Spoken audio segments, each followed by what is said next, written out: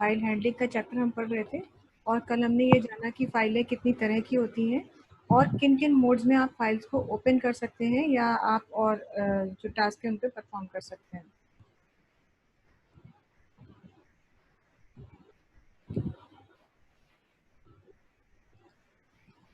ठीक है, तो यहाँ आज हम देखेंगे, हमने कल आपको बता ही चुके हैं कि फाइलें जो हैं दो तरह की होती हैं, एक होती है आपकी टेक्स्ट फाइल और एक होती है आपकी बाइनरी फाइल। टेक्स्ट फाइल के अपने कुछ उनके स्पेसिफिकेशंस हैं, कैरेक्टरिस्टिक्स हैं, और बाइनरी के अपनी कैरेक्टरिस्टिक्स हैं। लेकिन अब हम बात करते हैं यहाँ पे एक टेक्स्ट फाइल को इमीडिएटली का मतलब है स्ट्रेट अवे उसे यूज करने की। कभी कभी फाइल्स को आप डायरेक्टली भी यूज करते हैं, अगर आपको फिर डायरेक्टली कोई काम करना है तब आप क्या करेंगे। जैसे कि मान लीजिए डायरेक्टली काम करने की क्या जरूरत हो सकती है, you might need to open a specific file and read from and write to it. देखिए, डायरेक्टली यूज करने का मतलब ये है कि आपने फाइल तो क्रिएट कर ली, अब आप उसमें डेटा पढ़ना चाहते हैं जो लिखा है, आपने क्या कंटेंट सेव किए, या मान लीजिए आप उसमें डेटा लिखना ही चाहते हैं, तो ये डायरेक्ट यूज हो गया। एक इनडायरेक्ट यूज का मतलब ये हुआ कि फाइल क्रिएट थी और आपके पास वो डाटा स्टोर्ड है और आप फाइल मूव कर रहे हैं, कॉपी कर रहे हैं, वो एक इनडायरेक्ट यूज हो गया। लेकिन डायरेक्ट का मतलब है कि आप फाइल ओपन करके उसमें कोई काम कर रहे हैं, तो ऐसी केस में आपको फाइल को डायरेक्टली यूज करना पड़ेगा। You might want to manage several streams of input और output to create a program like a text editor that can save and recall data और कॉन्फ़िगर द कमांड। देखिए, ये काम करने के लिए हमें करना क्या होगा एक्चुअली कि बहुत सारे इनपुट और आउटपुट स्ट्रीम्स और भी यूज़ करने पड़ेंगे जो हम अभी तक यूज़ कर रहे हैं। हेडर फाइल्स केवल उतने से काम नहीं चलेगा, उसके अलावा और कुछ स्ट्रीम्स को यूज़ करने के लिए कुछ और लाइब्रेरी फाइल्स का यूज़ हमें करना पड़ेगा ताकि हम ये काम अपना फाइल्स पर कर सकें। आपको टेक्स्ट फाइल्स को भी जो यूज़ करना होगा तो उसके लिए आपको कुछ फंक्शंस यूज़ करने होंगे जो stdio में ही रहते हैं, उसके लिए आपको कोई डिफरेंट हेडर फाइल की ज़रूरत नहीं है। जैसे एक फंक्शन होता है fopen। fopen फंक्शन का काम ही है किसी भी टेक्स्ट फाइल को ओपन करना, ये सिर्फ ओपन करने के लिए यूज़ किया जाएगा। fclose फाइल को क्लोज करने के लिए यूज़ किया जाएगा। feof, तो ये एक बूलियन टाइप ऑफ फंक्शन है। बूलियन का मतलब ये है कि ये चेक करता है और फाइल के पॉइंटर को एंड पे मार्क करता है कि मतलब क्या फाइल एंड ऑफ फाइल पे है फाइल का पॉइंटर या नहीं, ये चेक करके ये आपको बताता है। एफ प्रिंटर आपकी फाइल में जो भी डेटा कंटेंट्स लिखे हैं उसके फॉर्मेटेड आउटपुट को प्रिंट कराने के लिए यूज होता है। एफ स्कैनर ये फॉर्मेटेड इनपुट को एक्सेप्ट करने के लिए यूज होता है। और एफ पुटेस किसी भी स्ट्रिंग को प्रिंट करने के लिए।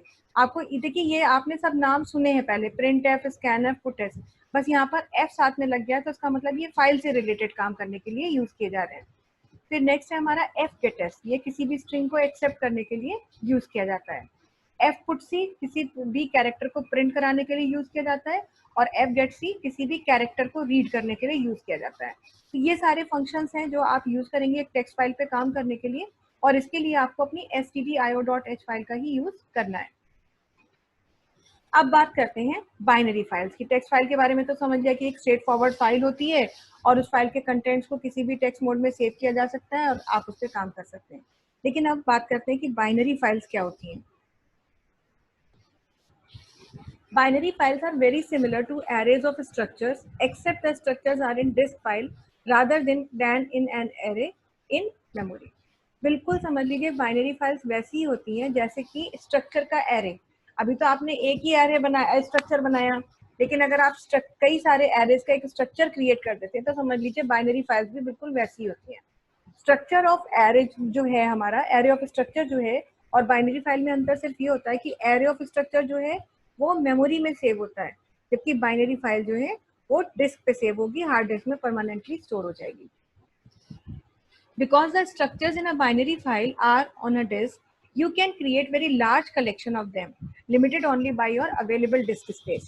जब आप एक एरे ऑफ स्ट्रक्चर या स्टोर कर रहे हैं बाइनरी फाइल के फॉर्म में, तो क्या है कि आप बहुत सारा डाटा भी स्टोर कर सकते हैं और डाटा को स्टोर करने की कोई लिमिटेशन आपके पास डिस्क स्पेस की नहीं है, क्योंकि यहाँ पर डिस्क इतनी बड़ी होती है और वो बल्क में स्टोरेज के लिए यूज ही की जाती है, तो ह्यूज अमाउंट ऑफ डाटा भी आप स्टोर कर सकते हैं। लिमिट वहीं पे खत्म होगी जब आपकी डिस्क की स्पेस भी खत्म हो जाएगी, अदरवाइज कोई लिमिट इसके लिए स्टोरेज की नहीं होती है। They are also permanent and always available. Obvious सी बात है कि अब डिस्क पे कोई डेटा स्टोर हो रहा है तो वो हमेशा परमानेंट होगा और आपके लिए अवेलेबल भी रहेगा। द ओनली डिसएडवांटेज, अब ये डिसएडवांटेज है, ये कौन है हमारी बाइनरी फाइल का, कि क्या नुकसान है बाइनरी फाइल को यूज करने से, is the slowness that comes from disk access time. बस आपको सिर्फ एक ही परेशानी होगी अगर आप बाइनरी फाइल यूज कर रहे हैं कि जो एक्सेस टाइम होगा वो थोड़ा सा ज्यादा लगेगा। क्यों? क्योंकि यहाँ पर डिस्क से हमारा डेटा जो है एक्सेस होगा तो थोड़ा सा टाइम ज्यादा लगेगा। हालांकि सिंपल टेक्स्ट और बाइनरी फाइल अगर आप बनाएंगे तो आप रियलाइज भी नहीं कर पाएंगे कि क्या ऐसा हो रहा है, लेकिन फिर भी अगर बल्क में डेटा है तो बाइनरी फाइल्स को एक्सेस होने में थोड़ा सा ज्यादा समय लगता है। अब कुछ अंतर हैं ऐसे जो बाइनरी फाइल को टेक्स्ट फाइल से डिस्टिंग्विश करते हैं, दोनों में क्या डिफरेंसेस हैं। Binary files, you can jump instantly to any structure in the file which provides random access as in an array.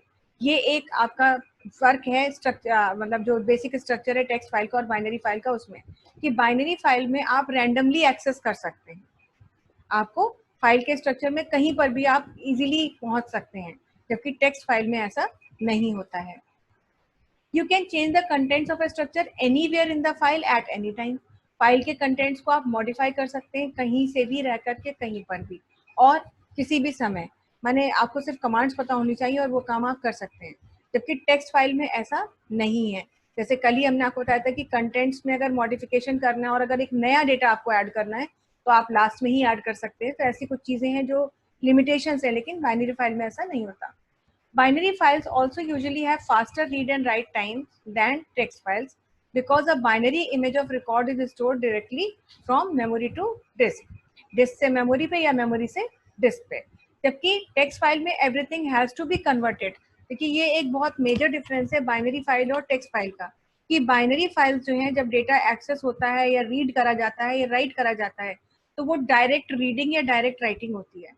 Direct reading या डायरेक्ट राइटिंग का मतलब ये है कि बाइनरी फाइल्स का जो मोड होता है, नाम से ही पता है कि बाइनरी है तो वो 0 और 1 के फॉर्म में ऑलरेडी सेव्ड है, तो वो डायरेक्टली जाके स्टोर हो जाएंगी।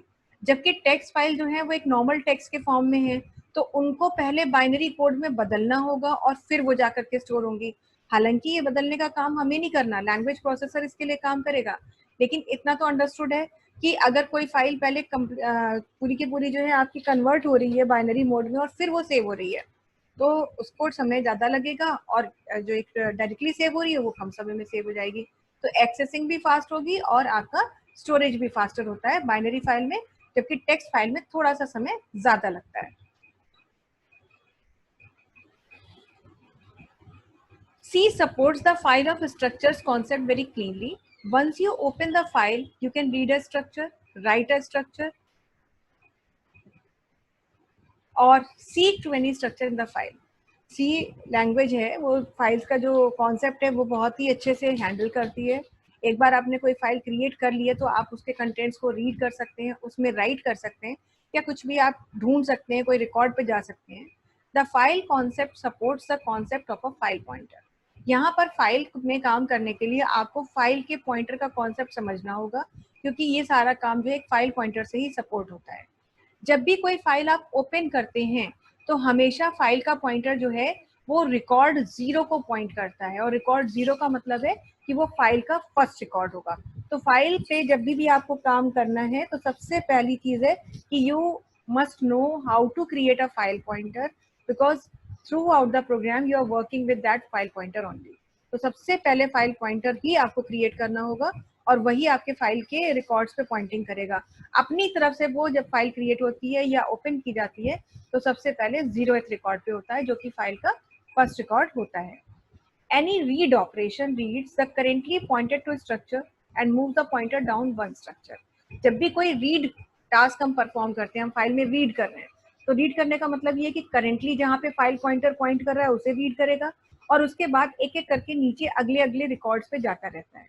ऐसे ही राइट, अगर आप कुछ लिख रहे हैं तो करेंटली जहाँ फाइल पॉइंटर पॉइंट कर रहा है वहां पे पॉइंट करेगा और वहां पे आप लिख सकते हैं और फिर आगे आगे आगे लिखते चले जाएंगे। सीक सीक ऑपरेशन जो होता है ये क्या करता है कि आपके पॉइंटर को वैसे तो 1 बाय 1 नेक्स्ट रिकॉर्ड पे ले जाता है, लेकिन अगर आप नेक्स्ट रिकॉर्ड पे जाने के लिए सीक की जरूरत नहीं, क्योंकि वो तो ऑटोमेटिक है। तो सीक ऑपरेशन जो है वो किसी भी स्पेसिफिक रिकॉर्ड पे जाने में आपकी हेल्प करता है, क्योंकि कई बार हम जंप करना चाहते हैं, स्किप करना चाहते हैं, कुछ रिकॉर्ड्स को छोड़ करके आगे बढ़ना चाहते हैं, तब हम सीक कमांड से या सीक ऑपरेशन से ये काम कर सकते हैं। Keep in mind that C thinks of everything in a disk file as block of bytes read from disk into memory और read from memory into disk. अभी आपको थोड़ी देर पहले ही बताया है कि C में जो भी आपकी फाइल्स हैं वो बाइट्स के फॉर्म में स्टोर हो रही है. भाई जो भी कंटेंट है वो बाइट्स के कलेक्शन के फॉर्म में स्टोर होता है जिससे आप डिस्क से मेमोरी में या मेमोरी से डिस्क में रीड करते हैं. इसके लिए C एक फाइल पॉइंटर यूज करता है, but it can point to any byte location in the file. तो वो जो पॉइंटर जो है फाइल का वो पॉइंट करेगा तो वो किसी बाइट लोकेशन पे पॉइंट करता है. और इसीलिए बहुत जरूरी है कि आपको सभी चीजों का ट्रैक रखना पड़ेगा, पॉइंटर किस पोजीशन पर है, मतलब उसे मॉनिटर करते रहना होगा या पहले चेक ही करना होगा कि फाइल का पॉइंटर एक्चुअली कहाँ पॉइंट कर रहा है, क्योंकि उसी के बेसिस पर हम आगे का टास्क परफॉर्म कर सकते हैं. किसी भी फाइल को ओपन या क्रिएट करने के लिए आप क्या क्या काम कर सकते हैं. तो फाइल को ओपन करने के लिए क्या क्या मोड्स हैं आपके पास. सबसे पहले आर मोड है. आर मोड सबसे पहले तो फाइल को ढूंढता ही है.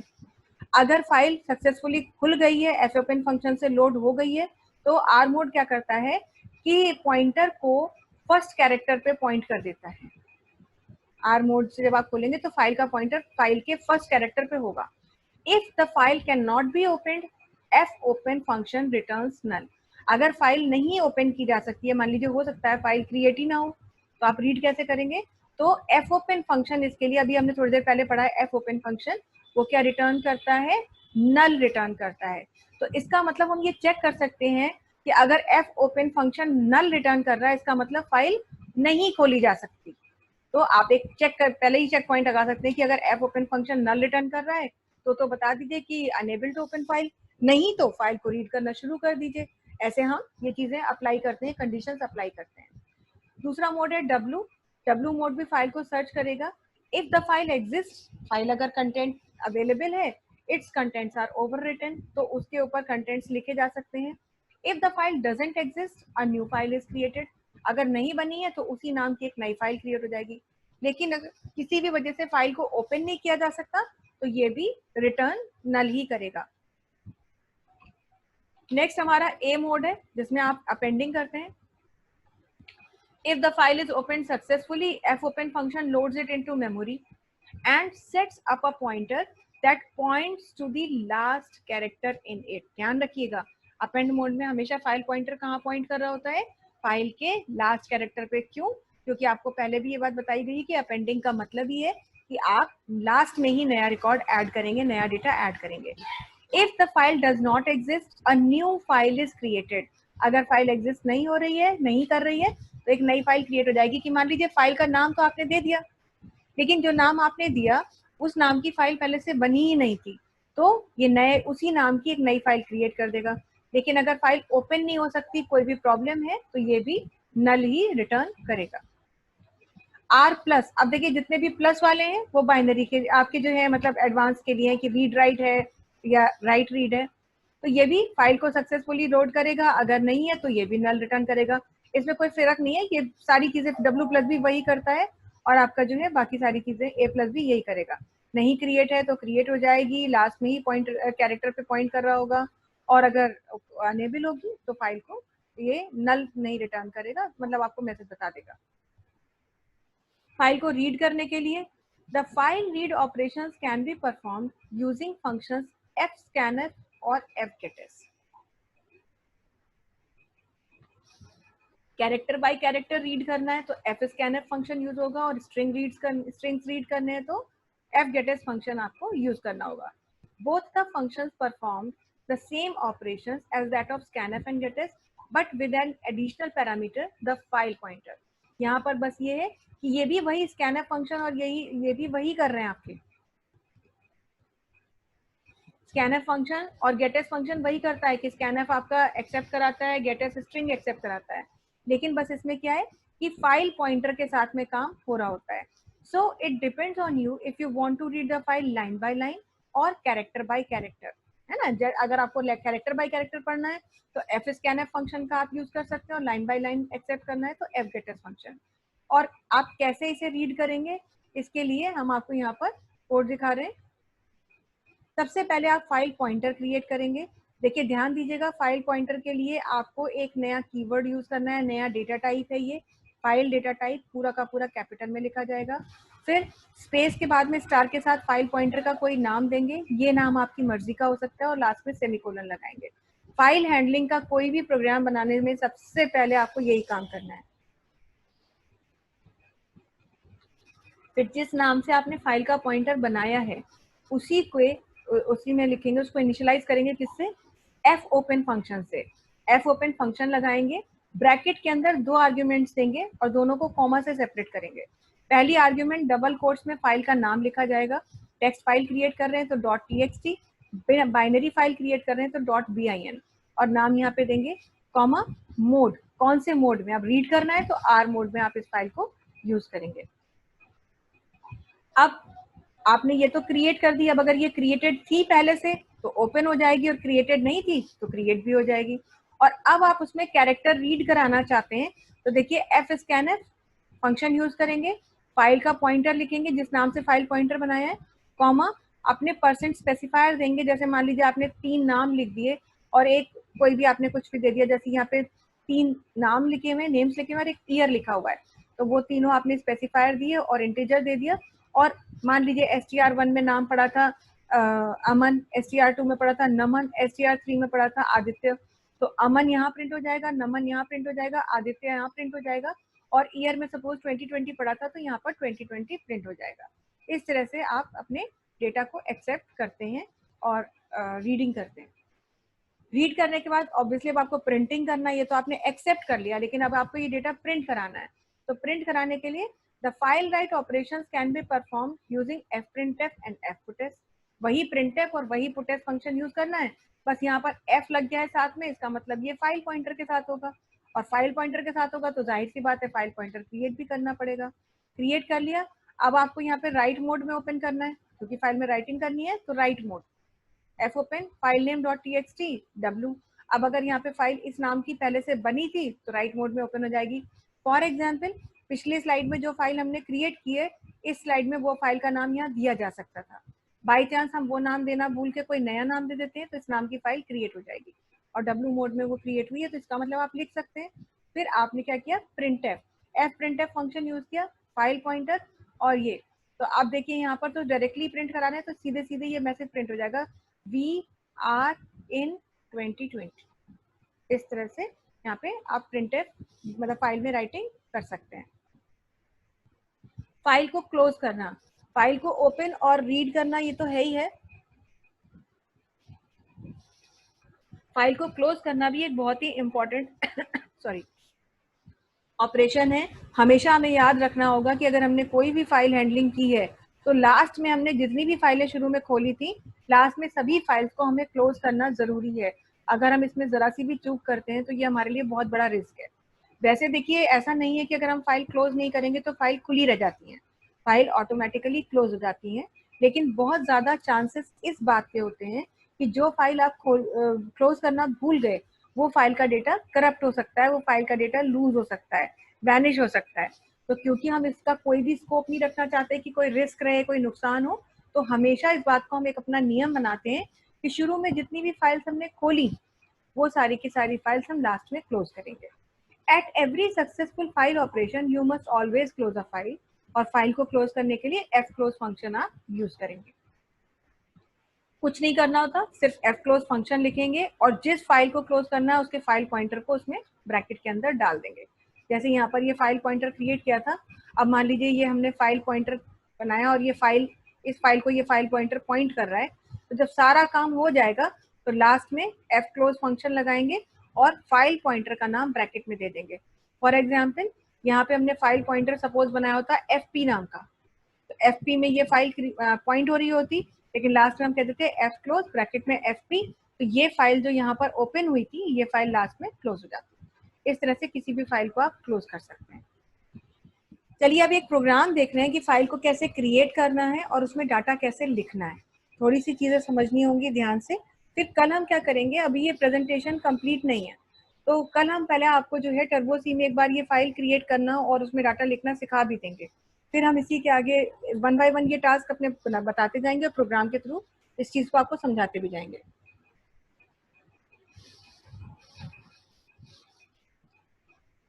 देखिए यहाँ पे stdio.h और conio.h तो हम यूज करते ही थे। अब एक नई फाइल हमने हेडर और ले ली, stdlib.h। stdlib.h लेने से फायदा ये होगा कि आगे हम अभी बहुत से फंक्शन यूज करेंगे अपने प्रोग्राम में, वो हमारे जो है stdlib में रहेंगे। फिर हमने यहाँ पर एक ग्लोबल वेरिएबल डिक्लेयर किया जिसका नाम क्या है, साइज, और उसकी वैल्यू क्या है, 1000। ग्लोबल वेरिएबल डिक्लेयर किया है तो इससे हमें फायदा ये मिलेगा कि पूरे प्रोग्राम में ये एक्सेसिबल है। अब हमने अपना मेन फंक्शन लिखा और सबसे पहले हमने यहाँ पर एक वेरिएबल डिक्लेयर कर दिया ताकि हम डाटा को स्टोर कर सकें। तो कैर हमने एक स्ट्रिंग ले लिया है, डाटा हमारे स्ट्रिंग का नाम है और साइज यहाँ लिख दिया। तो इसका मतलब यहाँ की वैल्यू कितनी हो गई, 1000। यानी एक ऐसी फाइल हम क्रिएट कर सकते हैं जिसमें अधिक से अधिक 1000 अक्षर स्टोर किए जा सकते हैं। अब हम फाइल पॉइंटर क्रिएट करेंगे। तो फाइल पॉइंटर देखिए हमने क्रिएट किया, fptr के नाम से हमने फाइल पॉइंटर बना लिया, 4 लगा रखा है, सब कुछ है। अब हम अपनी फाइल को राइट मोड में ओपन करेंगे और फाइल का नाम हम देंगे। तो देखिए फाइल को राइट मोड में ओपन करने के लिए क्या करेंगे, जो हमने फाइल पॉइंटर क्रिएट किया था fptr, उसी में लिखेंगे fptr is equal to fopen। File का नाम देंगे, अगर पूरा एड्रेस देना चाहें तो पूरा एड्रेस भी दे सकते हैं। हालांकि अगर आप एक ही लोकेशन पे सारा काम कर रहे होते हैं तो जरूरी नहीं कि आप लोकेशन दें, केवल नाम आप दे सकते हैं। और W मोड दे दिया, तो W मोड देने का मतलब ये कि ये समझ जाएगा कि फाइल में आपको राइटिंग करनी है। और fopen फंक्शन जो है आपका सिर्फ उसी केस में नल रिटर्न करेगा जब ये फाइल ओपन नहीं हो सकती होगी। अगर क्रिएटेड नहीं है तो क्रिएट हो जाएगी, लेकिन अगर ओपन नहीं हो सकती होगी तो नल रिटर्न करेगा। तो हम पहले यही चेक करेंगे कि कहीं ये फंक्शन नल तो नहीं रिटर्न कर रहा। तो उसके लिए हम क्या कहेंगे, चेक करेंगे कि if fptr equals to null, ये नल जो वैल्यू होती है ये भी कैपिटल लेटर में ही लिखी जाती है, आप लोगों को ध्यान रखना होगा, इसको आप लोअर केस में नहीं लिख सकते। तो सबसे पहले हमने चेक करा कि अगर हमारा फाइल पॉइंटर नल के बराबर है तो एक मैसेज डिस्प्ले कर दो, अनेबल टू क्रिएट फाइल, ऐसे एक मैसेज आ जाएगा। और एग्जिट फंक्शन यूज कर रहे हैं, और एग्जिट फंक्शन इसके ब्रैकेट में आप ना भी कुछ लिखें तो कोई दिक्कत नहीं है।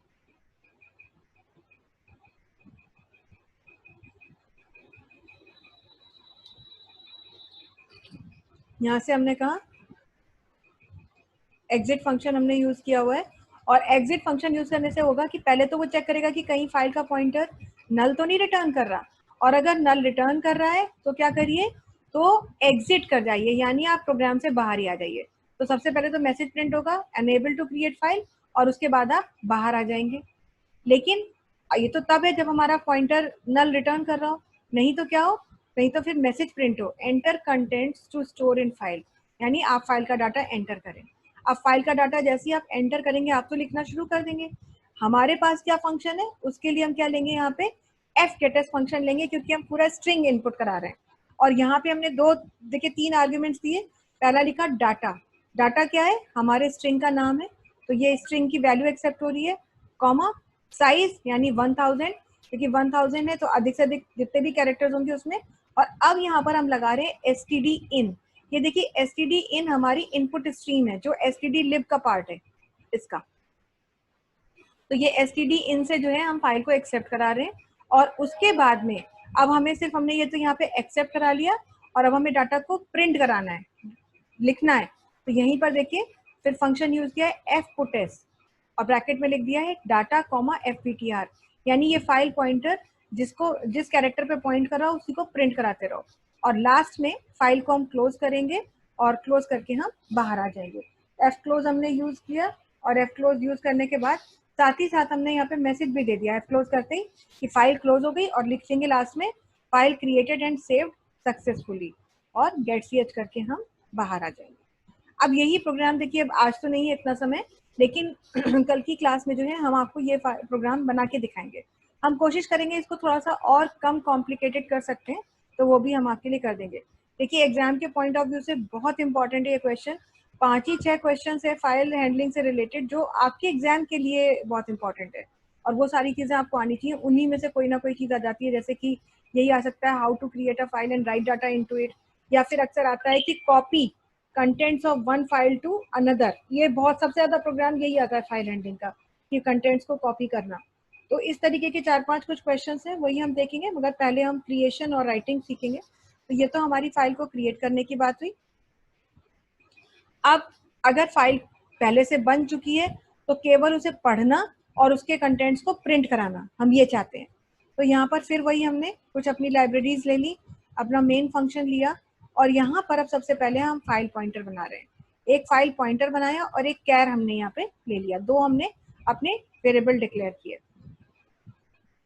अब फाइल को हम रीड मोड में ओपन करेंगे, क्योंकि फाइल तो बन चुकी है ऐसा हम मान के चल रहे हैं, सिर्फ उसे रीड करना है। तो रीड करने के लिए फिर वही फाइल पॉइंटर में आप क्या डालेंगे, फाइल का नाम और एफ ओपन फंक्शन में और आर मोड यूज करेंगे। और अब वही चेक करेंगे कि एफ ओपन फंक्शन क्या रिटर्न कर रहा है। अगर नल रिटर्न कर रहा है तो बता दीजिए कि भाई अनेबल टू ओपन फाइल, और एग्जिट करके आप बाहर चले जाइए इस तरह से, है ना। पहले चेक करें वेदर फाइल, और अगर नहीं है तो एग्जिट करके आप बाहर आ जाइए। लेकिन अगर ऐसा नहीं है, यानी फाइल पॉइंटर नल नहीं रिटर्न कर रहा है, अगर नहीं रिटर्न कर रहा है इसका मतलब फाइल रीड हो रही है। तो रीड हो रही है, एक मैसेज प्रिंट करा दिया, file open successfully, reading contents. और उसके बाद में अब रीड कैसे करें, तो इसके लिए हम यहाँ पर डू व्हाइल लूप का यूज करेंगे। हमने डू व्हाइल लूप का यूज किया, जिसमें सबसे पहले एक एक कैरेक्टर को रीड करने का स्टेटमेंट अपना लगा दिया। सी एच, ये देखिए कैर हमने डिक्लेयर किया था, इस सी एच में क्या करो, एफ गेट सी। गेट सी फंक्शन आपको याद होगा, कैरेक्टर्स को एक्सेप्ट करने के लिए होता है। एफ गेट सी है तो फाइल के कैरेक्टर को एक्सेप्ट करने के लिए हो रहा है। और किसके कैरेक्टर एक्सेप्ट करो, इस एफ पी टी आर, इस फाइल पॉइंटर के। और ये फाइल पॉइंटर क्या कर रहा है, इस फाइल के कैरेक्टर्स को रीड कर रहा है, ये जो फाइल का नाम यहाँ दिया है। तो जब ये फाइल पॉइंटर जिस फाइल को पॉइंट कर रहा है उसके कैरेक्टर्स को एक्सेप्ट कर रहा है, one by one c h में वो कैरेक्टर जा रहा है। तो सी एच एक बार में एक कैरेक्टर एक्सेप्ट कर रहा है, रीड कर रहा है, और यहीं पर हम उसे प्रिंट करा दे रहे हैं। और प्रिंट कराने के लिए पुट सी या पुट कैर फंक्शन का यूज करेंगे। यानी अगर मान लीजिए लिखा हुआ है यहाँ पर welcome to Nitech computer education, suppose हमारी एक फाइल थी उसमें ये लिखा हुआ था, तो सबसे पहले सी एच में क्या आएगा, डब्ल्यू आएगा, प्रिंट होगा, फिर आगे बढ़ेंगे ई आएगा।